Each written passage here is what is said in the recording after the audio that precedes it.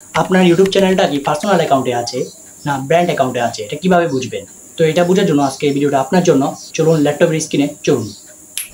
সর্বপ্রথম আপনার চ্যানেলটা ওপেন করে নেবেন। চ্যানেলটা ওপেন করার পর আপনার লোগোটাতে ক্লিক করবেন। লোগোটিতে ক্লিক করার পর এবার দেখেন এখানে নিচে দিয়ে একটা ইউটিউব স্টুডিও নামে একটা অপশন আছে, সেটাতে ক্লিক করবেন। ইউটিউব স্টুডিওতে আসার পর এখানে দেখেন নিচে দিয়ে সেটিং নামে একটা অপশন আছে, সেটাতে ক্লিক করবেন।